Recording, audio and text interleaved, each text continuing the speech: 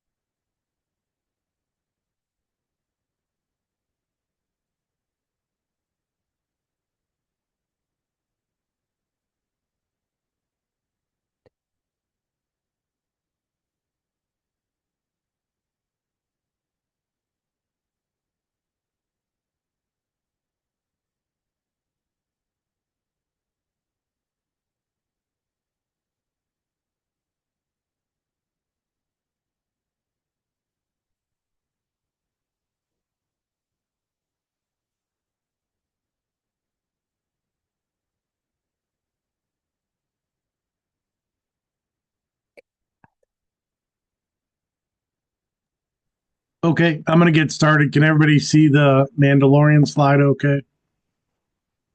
Yes. Thanks. So what I wanted to do is go through any questions that anybody might have on the conference and highlights, and then go through what we're going to call the Agrivet challenge. And then I'll kind of talk about this as well at the conference, but it's going to be a opportunity for people to kind of win money, and we hope that's a good thing. Um, so if you're going to go to the conference and you're on the conference and you have any dietary needs or restrictions, email me at Ricker, Joe Ricker at Addie's Orchard, and I'll work through the food challenges, the food requirements, and or you can text me 262-388-1261. I'm going to pause for 1 second and try to see the participant list. Okay, I got it. Hold on. Got a couple other people coming in.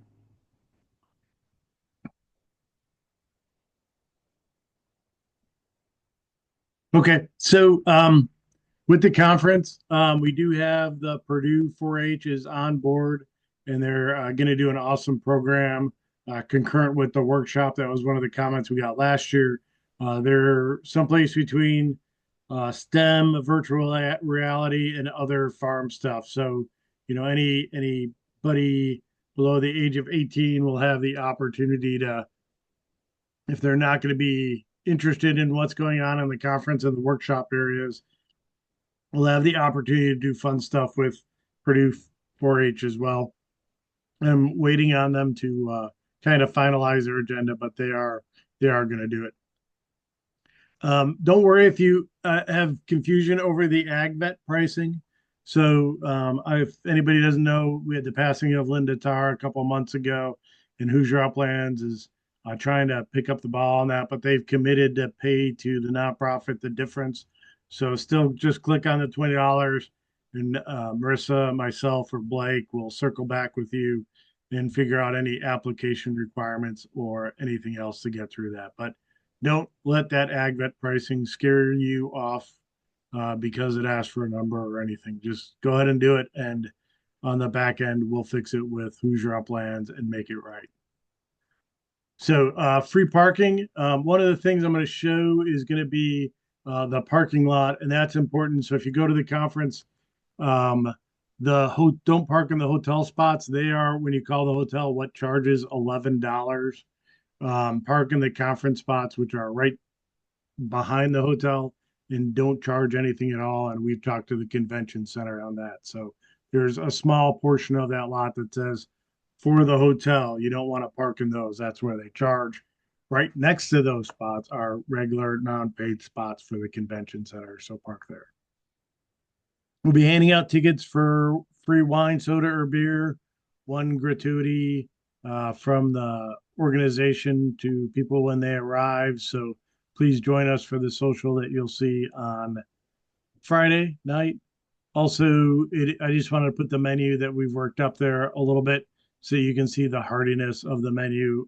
It is going to be full breakfast, not just yogurts and sweets, taco bar for lunch, and then roast beef, salmon, and a lot of vegetables. So between the taco bar, the fruit, the scrambled eggs, and pancakes, we can hit all the people that might be vegetarians or have other dietary concerns, unless I get something new. But it's a pretty hearty meal for only paying $20. There's the conference center, and I believe if you look at the conference center map, just south of the courtyard, you'll see that first P, and you'll see the little lines in front of the courtyard. Those are the charged areas, but the area behind the courtyard, by Marriott, where that red P is, those are all free parking areas. So don't let that hinder you from using those. So I'm going to pop up the agenda real quick.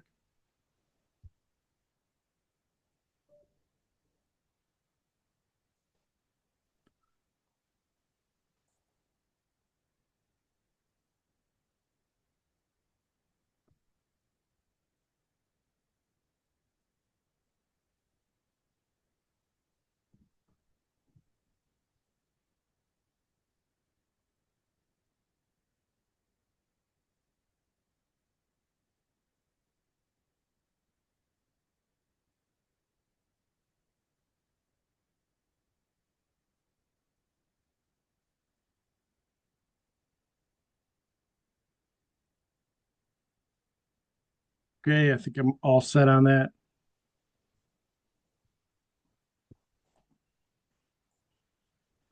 Okay, so if you look at the agenda, hopefully everybody can see that. We start with registration and vendor setup.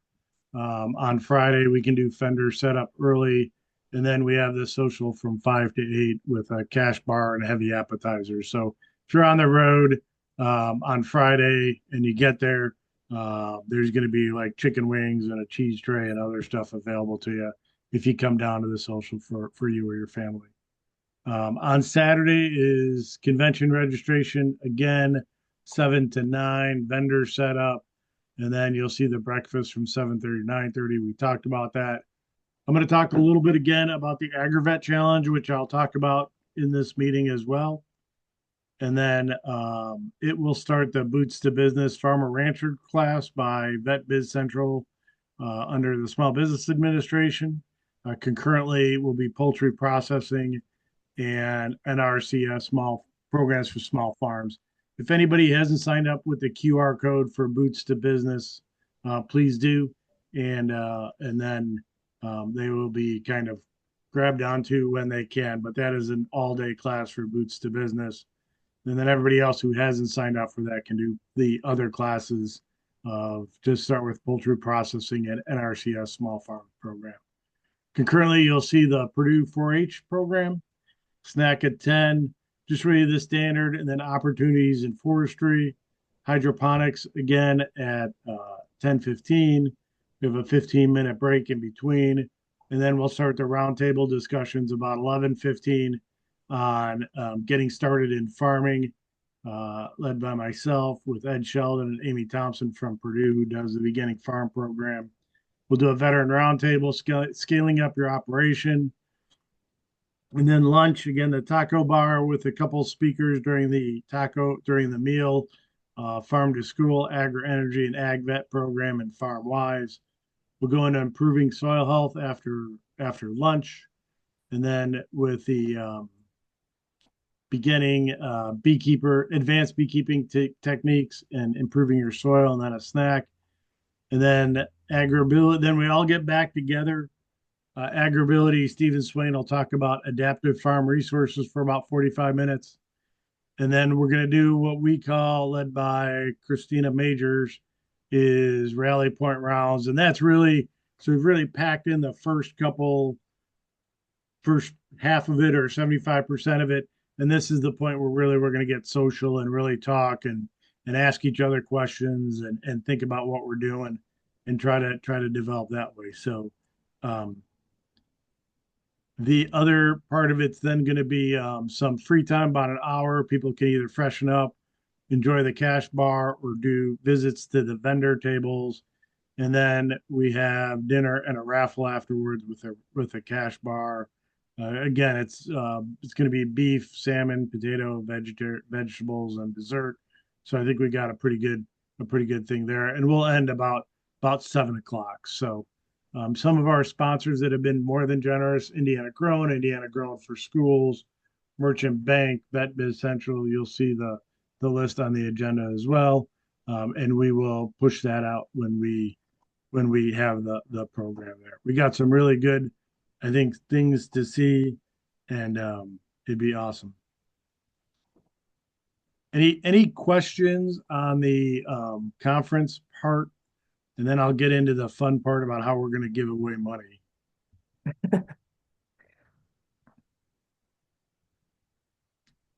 Okay, so let me pull up the slides for the. If there are no questions, I'm going to pull back up the slide.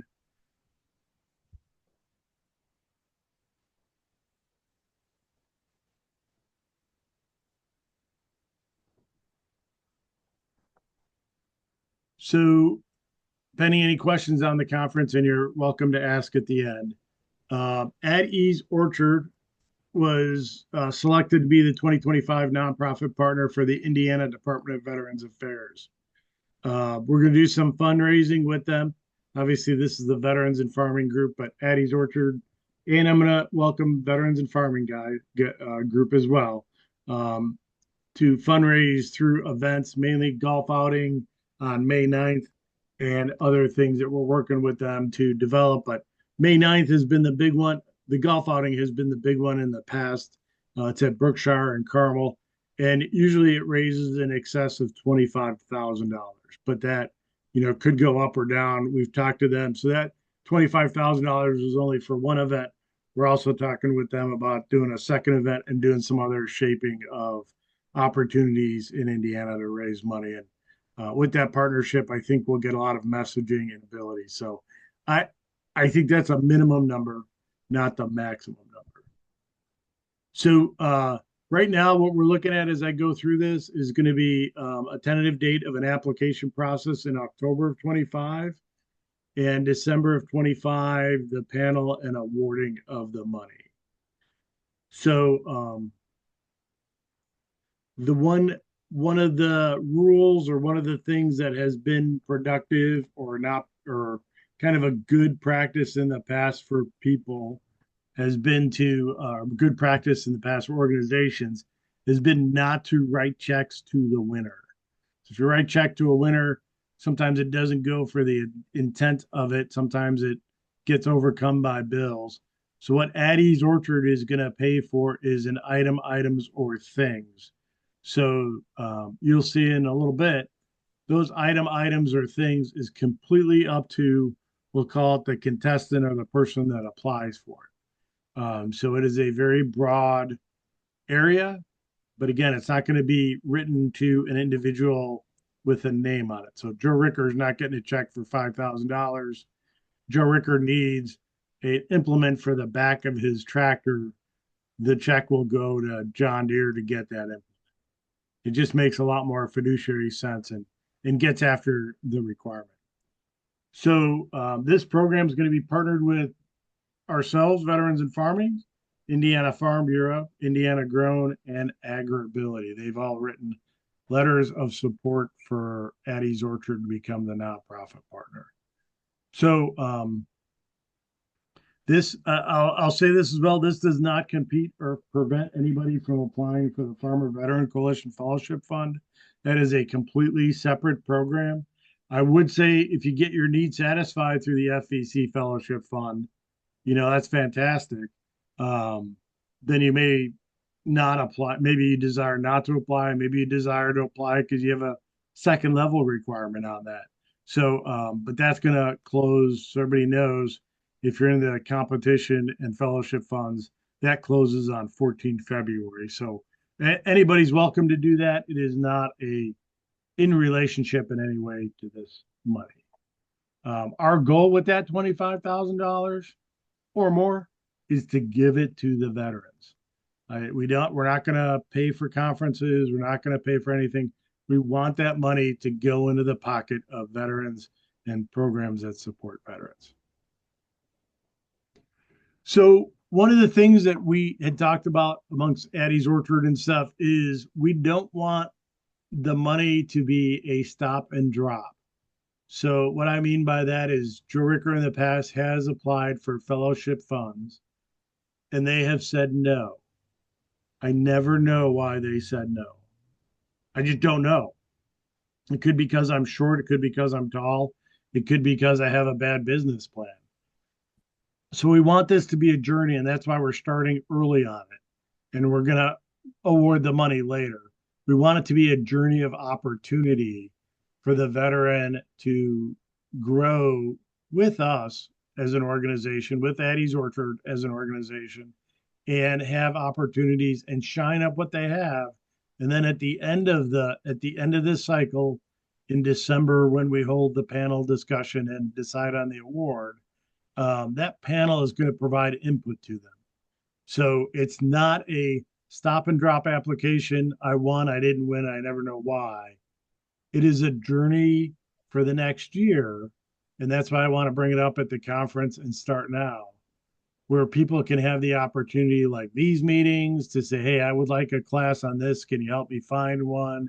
To get a mentorship, to go to the Boots to Business class, things like that to grow, and not just apply for money, get the money, buy and implement, and not have the background that they're going to be successful.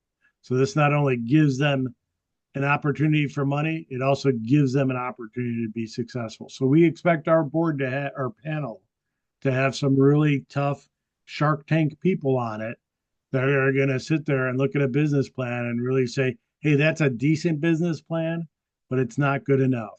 It's going to be sharp. And that's the way kind of when you watch the TV show Shark Tank, they do it. So the conference is open still for another 24 hours, for people to register. So if you want to go to the conference and meet and discuss and have that be the basis of the start of your journey, please go to the conference. Boots to Business Farmer Rancher is an excellent resource for your business plan.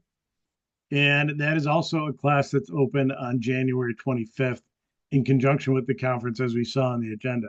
So if you're interested in Boots to Business, right, in that business plan where your farm can take off, you know, Boots to Business Farmer Rancher class is an excellent opportunity for veterans or their spouses to get a business plan.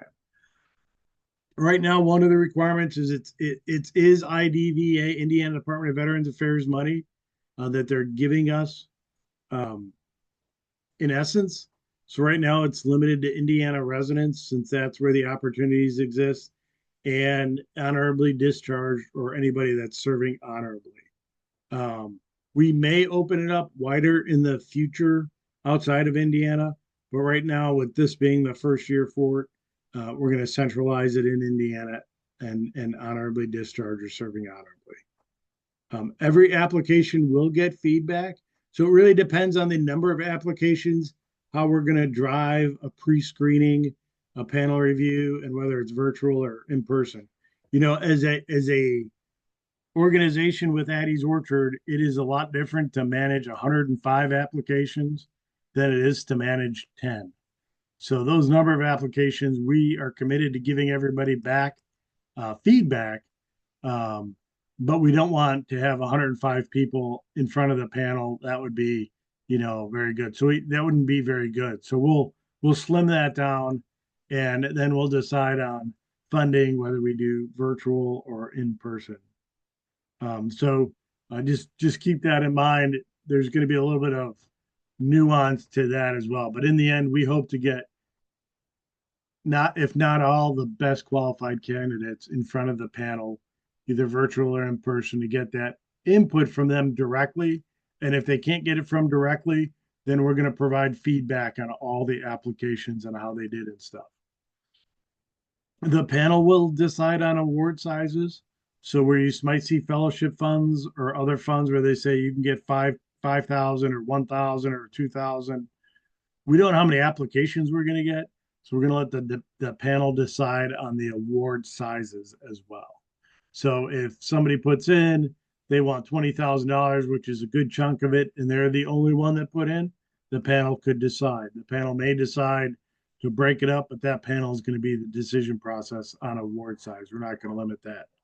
Um, again, we want to walk with you through the journey. So provide your input on classes, conferences, and be engaged.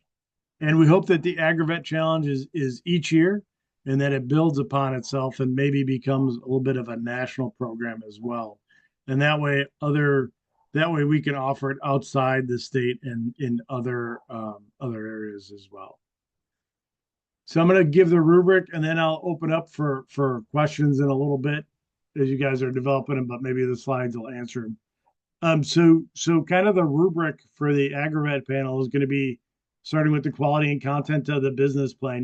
Does that business look like it's going to be successful on paper? We're going to look at the panel's going to look at what they've done to make themselves successful and or other veterans successful. Do they attend conferences? Do they participate? Do they have, like, if they're wanting B stuff, do they have a certificate? Now, keep in mind, this is all, I don't want to, I'm not going to tell a panel to weigh it by number. So having a certificate from Heroes to Hives is not going to be a 1 to 5 because there might only be 5 people that put in for it, right? So these are all going to be up to the panel, but they're going to be kind of the motion, the encouragement, the flow, but it's not going to be a 1 to 5 because I know some people, may not have that ability or time to do some of these things. And that's why we want to make it in person so people have the time to stand in front of a group and say, hey, I'm great at this. I've done it for a while, but I've never been certified in it. But I think there's value when you're standing in front of people that may consist of the Indiana Farm Bureau, Indiana Grown, that has very small or minimal membership fees to participate in those organizations if they don't have any negative impact on you. And they may encourage that as well. So just think about that, and then did you participate in the golf outing or the fundraising activity may come up again. Again, these are guidelines. All of us, a lot of us were in the military. We get service requirements and then you have guidelines. These are just guidelines for the panel to kind of look at or consider. We also want to look at sustainment and regenerating yourself and the land, right? So are they taking care of themselves? We have some veterans that are challenged and don't use the VA, but are they using opportunities to take care of themselves in their farm practices, and financial planning? So it becomes the person's part of the farm in this as well. So have they tried to meet the requirement in other ways? If they have a disability and are asking for a disability item, they talked to Agribility and gone through the process and not got it funded. If they want a high tunnel and it costs, $10,000, did they first go through the NRCS program and ask for the money? So it's going to be a little bit of, what they try to do to meet whatever the requirement is. And then lastly, I think more, not, these aren't prioritized, is what's that person's experience or education? Are they taking Purdue extension classes? Do they use the AgVet grant to learn how to work with cattle or whatever? So the big question is that goes back to, is the business going to be successful, right? So is the person experienced enough or educated enough to really make the business successful? Okay, so what I want to say real quick, and then we'll go into any questions, is again, it's not a, flat application and giveaway. It's not money in somebody's pocket. It's going to be set up very flexibly, where a panel decides and it depends on the application and the applicant, them having, we're going to narrow it down. Some are going to go in front of the panel, maybe all. And it's going to depend on the applicant and the application and how they do it, right? So, if you look at some things, you could drop an application, and I've sat on boards for some of these fellowship funds and say, hey, that person has a horrible business plan. Um, but I don't know why they have a horrible business plan. Is it from TBI? Is it because they're just starting out? I don't know those details. The attendance part, as you'll see, is the opportunity for somebody to articulate why they have deficiencies in them being successful. Maybe they're financially challenged and they can tell the board, and this opportunity, $1,000, $2,000, $5,000, whatever, might get them over the edge into the next level because it buys them something that'll start their farm. Um, we're going to let the panel decide on what the difference is between agriculture or farming. We'll let them decide that. There's a lot of people who do drones and other things, so we don't want to limit that to that. We'll let the panel decide on the business plan quality. And again, um, that individual that participates in the program and puts in an application for it, they're going to get the opportunity to convince the board on the good, the bad, and the ugly, and the why of why they want to do it. The competition is met for somebody to be successful and on a journey, not as hey, I'm doing great, I need money, which sometimes you see in other programs where it's a flat application or something like that. So I'm going to open it up to questions, but I've recorded this and I'll post it on the YouTube channel. Um, Here's my email address. And I also know that some people might be offering opportunities to be mentors for some of these people. I know, um, sometimes somebody may come in and say, hey, I want to do apple trees.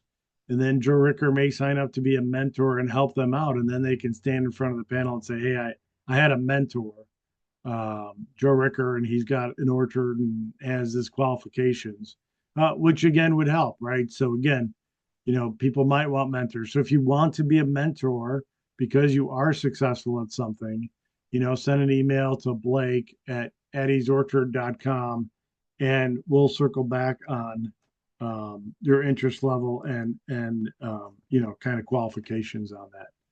So I'm going to leave it open and see if anybody's got any questions or comments or thoughts. I know some of you have been through this before. If you think it's going in the wrong direction, let me know. Let me know your thoughts.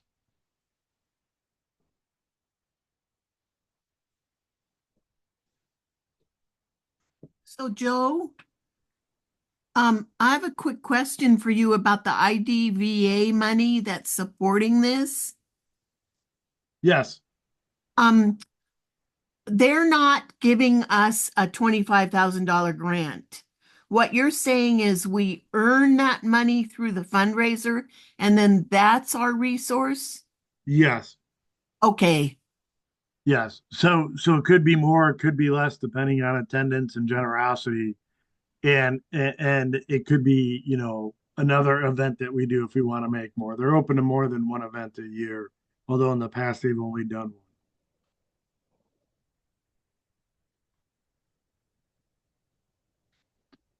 one. Any other thoughts? Any questions or comments? Ellen, you usually have one or two for me. Come on, Ellen, throw something at me. The when you talk about this grant and the money that come in at NRCS, what would someone be able to obtain the bridge between what NRCS allows and what they really need to purchase the equipment? Is that something that could be included? Oh, that's absolutely, Ellen, and Okay, that was what I was thinking of, right? So you got that 10% delta, and somebody right. could put in for an NRCS grant, and they could get that difference. No, absolutely, that's a great Okay, example. all right. Yeah, I knew we were tracking, Alan. And I'm also thinking, there's a lot of people who come to me with the agribility hat that you know as well and say, hey, I can't get this assisted technology device because it's too expensive and the VA Right. won't pay for it and vocational rehab won't pay for it. But if they get a letter from Stephen Swain, I think that's, and they got a good business plan, that might be, excellent purchase for this money. Great. So what does the mentor program consist of? So I think the mentor program is really going to be up to the individual and the mentor. So we will just really vet that the mentor has the capabilities, that they're not um, that they're within the lane of the individual, and then we'll connect them. And then if somebody wants to put in for it and doesn't have a mentor, they're more than welcome to ask, and we can look for one. I know quite a few people that don't normally jump up and volunteer to be mentors, but I know flower farmers and cattle people and chicken people and tree people and bee people. We'll go out and actively look for something in the mentor program. Does that answer your question, Clint? Yes, thank you. But again, I think the interesting thing is nobody's going to go into the board with 100%, right? When, like, if you ever watch Shark Tank, nobody goes in with the perfect thing. They go in with the best they can and they kind of talk through it. So I don't think that this challenge, because we started by calling it kind of a Shark Tank fellowship fund hybrid, in that people won't go in, again, with the perfect thing. What we want to see them do is take the time for the journey and then have the opportunity for the panel to express what they've learned and done on the journey to get them where they're at, and then what they need to get them to the next level. I'm more than open, or my encouragement to the panel will be more than open to anything that the veteran needs to get to the next level, in any way. So, any other questions out there? I have a question about the boots to business all day thing. Is that like what some of us, like Steve and I, went to at Purdue, or is it something in addition to what we had already sat through? No, it's exactly what you and Steve sat through at Purdue. Okay. And then my other question is, but you could talk a lot about the business plan. I'm already currently enrolled in the Mississippi State Revenue Readiness Program. So is that something that when we're like applying for grant monies or whatever, that we would include as, because we get a certificate at the end of it? I think, well, yes, on the business plan, and it will be much refined because I took the Syracuse version of that. So I think the business plan will be submitted, and then I think it's a great idea, Blake, take note that someplace we have an opportunity for people to submit certificates. And then it'll be up to the panel. Okay, thank you. Hey, this is Ed out of Muncie. And Yeah, for the panel, is there like an end goal for the board to help these veterans out? Like, for instance, like to qualify for financing for a farm or something like that? I think there's too much of a broad base of differences to say, hey, we're going to finance somebody to get property. But I think somebody that maybe needs property or needs a down payment for property could certainly compete and express that to the panel to see if they'll take it up. Again, I'm going to leave it up to that panel to decide. In my mind, I was thinking more about the practicing in order to get there. So once you become, it sounds like you're trying to get people to be more subject matter experts, which you're facilitating their the needs they have or they're wanting to get to that next level. But after they get to that next level, then what? so that's really, I agree. I think that's where kind of the, community comes in, right? So that's where participation in the community, we may go to year 2026, and what gets them, in 2026 may be a different group of people. But I, I think the thing is, we're looking at a year's journey right now, um, and then making sure that that money that's spent from Addie's Orchard from IDVA is used in a good manner. So again, I think there's not a clean thing to do in the journey except to make sure that the person stays on the path and connected. I'm not sure if I answered your question, Ed, but I tried my best. Yes, that's a good answer. Yes, sir. Yes, sir. Any other thoughts or questions out there?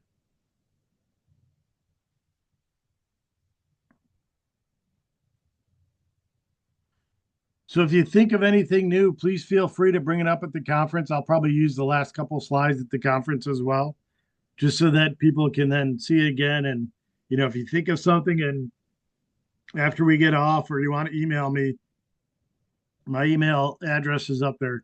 I'm going to try to stay impartial to the panel so that I can just give them broad guidance and then answer questions for people. So you've kind of seen the broad guidance that I think I'm going to really give to the panel. But then we're going to kind of back away and let that panel kind of work it. That way, I'm in a kind of not affecting the panel when it comes to some of their decisions, but let them work it because I expect to get some real professionals on that panel, and I think it'll be maybe it'll be as tough as Shark Tank 2. And in year 2026 we'll make a video movie about it and have a reality TV show. But I hear some of the Shark Tank people are a little busy in DC these days. Hmm. That was funny. Nobody laughed at that one. I laughed. Okay. All right. Well, everybody have a great evening and feel free to, shoot me a note or send me anything. And I appreciate people seeing a few new people on there. So thank you very much. Well, wait a minute, Joe. Oh, yep, go ahead.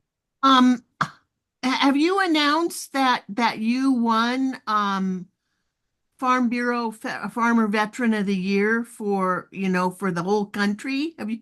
I mean, I haven't really seen that put out there, and that's brought in some money. And you're actually traveling to Texas the day of our conference, right? Yeah, so I'll be at the conference for the first 4 hours, and then as Dawn had mentioned, I was selected for the American Farm Bureau Federation Award, thanks to a lot of great people that put me in for it. And then I'll be accepting some money for them as well, and we'll be using that also to help out veterans. Congratulations. Yeah, and that's pretty spiffy award because you got a platform to speak for farmer veterans, and you even went to like the Senate Ag Committee to meet with people, right?